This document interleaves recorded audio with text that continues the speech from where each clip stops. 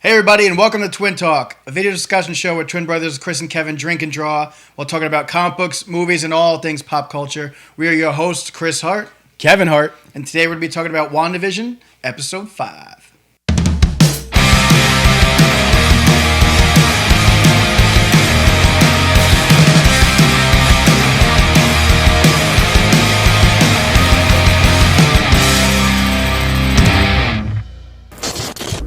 Episode 5, titled On a Very Special Episode. A special episode it was. We're halfway through the season, and man, a lot to talk about in this episode. Now they're starting to get into the flow of the show, the meat and potatoes of it all. We're starting to see the balance of the sitcom aspects and the Marvel MCU drama and everything, the broad picture, the scope of everything. And I like the blend that they had here because I would have been disappointed if they went right back into a full sitcom episode. So it was nice that they sprinkled the reality of what's going on outside of Westview along with the Wandavision show that she's clearly manipulating. Or is she? We're thrown back into an 80s sitcom, very family ties, very facts of life looking, and a lot of life lessons in this episode too. Very emotional, well acted, well written. We got the explanation in episode 4 that Wanda's the villain and that Sword is monitoring Westview. She's got this entire town of 3,000 in her grips. One of them being Agnes's character, the nosy neighbor. One of my favorite characters, very funny. But we see her break character in this episode, showing that she's a part of the sitcom. She even looks sad. She looks scared. She looks to Vision and Wanda for almost approval. I'm still confused by who Ralph, her husband, is. Agnes's husband. She keeps mentioning him. It's too many times for it to be a coincidence or a joke, so I'm wondering if that plays into the story a little bit later. Well, she definitely looks to Wanda for approval, and Vision's kind of like, he's like, what was that about? You know, he feels like Wanda's maybe keeping things from him. He's starting to put pieces together about things not feeling right in this town. Obviously, since episode 1, things haven't been right. We have Mr. Hart choking at the table.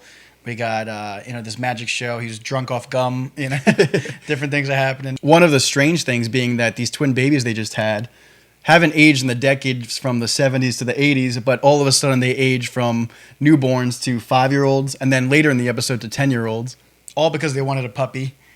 Sparky. Which apparently is a callback from the Vision comic book, where he has like that make-believe family. Very short-lived dog. One day. Very sad. Couple hours. Yeah, rest in peace, Sparky. But I do like the symbolism that this dog represented to the unnatural resurrection that we see in the episode. Sword showing the surveillance footage of this top secret headquarters that Wanda Maximoff went into the room where Vision's corpse was from Endgame. Cool shot. Very cool. And she apparently took his body 9 days ago, I believe. Also, it seems like they're making Wanda a lot like Dark Phoenix almost. This feels a lot like Dark Phoenix saga from the X-Men. Because early on in the Avengers movies, comic fans know that Scarlet Witch is a force to be reckoned with. She's pretty damn powerful.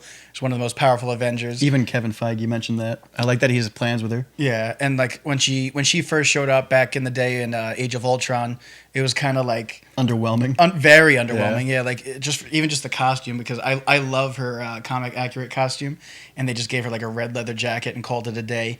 So I was let down by that, and then like just everything about her in that movie was underwhelming to me. But slowly in each movie, we see that she seems to get more and more powerful, and it's cool to see them evolving the character into what she truly can be and what she is from the comic books. Monica Rambeau, she's explaining how it felt to be in the Hex, as they're calling it, that she felt this grief, the sadness. And I really like this dark take on a character. It's very cool to see a superhero family, Vision even dressed up as a human. I love that like flavor, that kind of weird vibes. But this almost like mental health awareness take on a superpowered being is very, very cool to watch. Very relatable because we all have dealt with death. We've all dealt with loss and grief. And I really like the emotions of this episode. I think it's the best written episode so far. Again, talking about life and death. This almost like conflict that Wanda has within herself of losing everyone, her brother, her love and Vision. Consequences too. It touches on the consequences of her bringing him back to life, even though he's he's an android. But they ask her to bring the dog back, and she like has like a moral dilemma there, like, oh no, we need to move on, but she's being a hypocrite, as a mother. That's what I was gonna say. I'm wondering if she'll apply these life lessons that she tells to her boys to herself. And I feel like that's where the show is heading towards the climax of this series, is that Wanda, I think it's gonna go either two ways. Wanda's either gonna have to let go of this delusion that she's clearly creating and face reality, or Vision's going to have to sacrifice himself again to save Wanda, which he would just be the real MVP of the entire MCU, to die 3 times and save the day. Such a great character, and they've just been like Killing him left and right. murdering him over and over. Maybe because he's not a real person, they're just like, yeah, we can kill this guy expendable. as much as we want. But I mean, he could also come back, too. I'm wondering if they're going to bring him back. I'm sure they have a plan for him too, because Paul Bettany's so good as the Vision, like, and he's one of my favorite Avengers. Like, I would hate to see him go for good, because hopefully after this series and everything, like, whatever the phase or the arc that Kevin Feige has planned, I know he's got like a 5-year plan, he said, before he wants to start bringing in X-Men stuff, but it seems like he's clearly setting up the future, the seeds for this future of the Marvel Cinematic Universe, because at the end, are we going to get into the end here or what? Mm-hmm. At the end, we see that Evan Peters shows up as her brother Pietro, who was also Quicksilver, which is a funny homage because we know that Evan Peters played Quicksilver in Days of Future Past and the other X-Men films, and then he shows up at the door, and it's not quite the Pietro she remembers. Wanda's losing total control of her children and Vision. And speaking of being out of control, this Brooklyn accent on Evan Peters was kind of took me for a surprise. He's trying to hide who he is. Obviously, the rumors are that Evan Peters has been confirmed as Mephisto, as the villain. I think he's pulling the strings because Mephisto in the comic book, he's kind of like a sinister character, almost like Loki.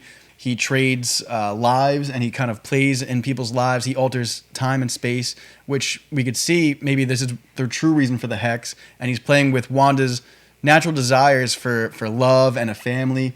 Trading souls. Yeah, so maybe that's what I'm getting at with the kids and Vision. Are the kids going to come back? We know that they might be in the future MCU as the Young Avengers, Wiccan and Speed, Tommy and Billy. But also Vision, is he going to come back? Are they going to trade his life again for the family to live these twins? Because there's many ways this could go about, because there are some things that are out of Wanda's control, and I'm very intrigued to see how that plays out. Yeah, we're definitely starting to see her slip her control, as it seemed in the first few episodes of this town and this reality of Westview. It seems like she's losing touch and losing control. Different things are happening that she's like, she couldn't put the babies to sleep.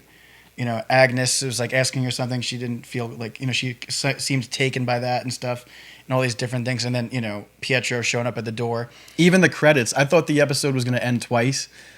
She tries to roll the credits, and Vision interrupts that. We see he can't be controlled, and he's kind of altering the show. But also, I thought they were going to end it on the cliffhanger of her just opening the door.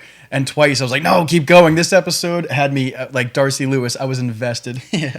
This is definitely one of the stronger episodes. We see that Evan Peters is Mephisto. It seems like he's going to be coming into play heavy in these next 4 episodes and setting up the future of whatever series or movies are coming after this with Doctor Strange and Spider-Man 3. It seems like him opening the door in this episode and revealing himself is like a new chapter into the big bad of the next phase, I feel. Also, again, the consequences and the ramifications of this show.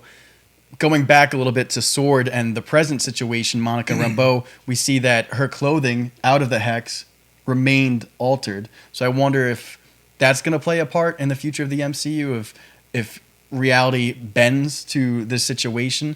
And Does it also stay the same? And also, who did Monica Rambeau call? Should we see a very, intentional close-up of this cell phone she's talking to? We know that Captain Marvel had a beeper. She said, we're looking for a neurospace engineer, I believe, to figure this all out. Captain Marvel was referenced in the show, but is she dialing Nick Fury, Captain Marvel, and maybe the Skrulls? I have no idea, but I'm excited to see.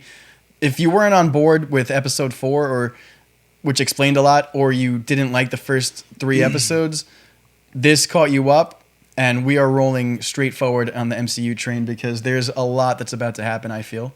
Yeah, we're definitely headed towards a big climax, a lot of resolutions and things that are being paid off now from all the setup of the first 4 episodes. I feel like this show's going to have a good rewatchability. Like, you're going to see the big picture by the end of the series and the effects it has in the next couple movies.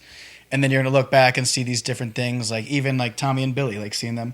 If they do stick and they become part of the Young Avengers in the future. This is their origin. Yeah, this would be cool to look back, like, oh, this is where they came from. Like, you're gonna see what's happening from a different perspective now, so you'll know the big picture. Also, going back to Billy and Tommy, I thought it was a cool little homage, like you brought out to me. They're wearing their colors from the comics, which I was like, oh, that's very cool. Nice little production value, the set dressing there and the costume designers, like they definitely think of these things, you know. You brought it up before. The acting in this episode is I think this is one of the best acted episodes. I mean, it's all been great. This one, man, like now that everything's starting to unfold, I love that scene where Vision's at work and just computation services, whatever that is, and he's starting to feel that something's off. So he like touches his coworker Norm, Norm's head, and he's just like this like happy-go-lucky guy that's playing the part, and then he comes out of the trance, the hex, and he's just like, help, help, help, you know, and he's like in pain. He says it hurts, he's in pain, he's like basically on the verge of like screaming and crying, and then he puts him right back in the trance, and he goes back into like the, like, do I leave a stamp on an email? Cheesy jokes. Yeah. And like that was so well acted, that scene, like to go from this to A to B so quick, you know, just like that. So I appreciate stuff like that. We see how powerful Wanda really is, even when she threatens the sword division. Did you notice that it seems like her Sokovian accent's coming back a little bit? Kevin Feige really hyped up this character, Wanda, going into this phase of the MCU. She kind of got sidelined for the story in the first few phases of the MCU, but now we see how powerful she really is. She turns the guns on the director, and she says, don't come into my home. Clearly, she's believing this delusion and is not willing to give it up. She really needs help, and that's what I hope that this climax leads up to, that she kind of sacrifices her delusion, or Vision helps her to wake up, or even sacrifices himself. Because I feel bad for Vision. He's like really at conflict with himself. He's like, I can't remember anything. What's going on? Who am I? I like their little, you know, superhero family argument at the end. Very cool to see. Yeah, they start like challenging each other using their powers. That was pretty cool. That was cool. I said before, all day I was waiting to see if who that big surprise was going to be at the end. I was really pulling for Ultron, I'm not going to lie, because last time we saw him, it was just him and Vision in the woods, remember? At the end of Age of Ultron. And they never showed what happened there. Is he a part of the Vision? Like, can he come out of that, you know? So that'd be a cool theory. I would like to see Ultron Unlimited. Yeah. Great comic book run from Kurt Busiek and George Perez. So if they can find a way to work Ultron into the future through this show and using the Vision. And also another thing I wanted to point out too was at the end of Avengers Endgame, you know, Scarlet Witch seems to be at peace about, you know, the loss of Vision. So what is happening that made her lose control or create this Westview reality that she has? And now that we see that at the end of Evan Peters coming in, and we know he's going to be Mephisto, I can't wait to see what the implications are that, you know, are making everything happen right now. And Vision asks what's outside of Westview. Wanda says, you don't want to know. So what happened from the end of Endgame to the start of WandaVision that she's so like messed up by?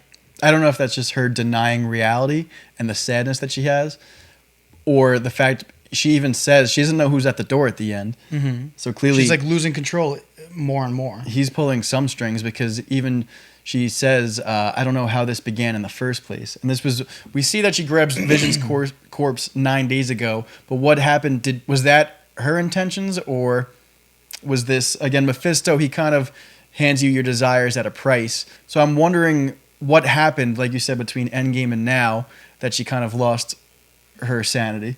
One more thing I wanted to touch on too, Monica Rambeau. At first I thought she was like such an innocent person, but now things are starting to get a little bit shady for me. I'm starting to question her. Every time they mention Captain Marvel, she seems a little suspect.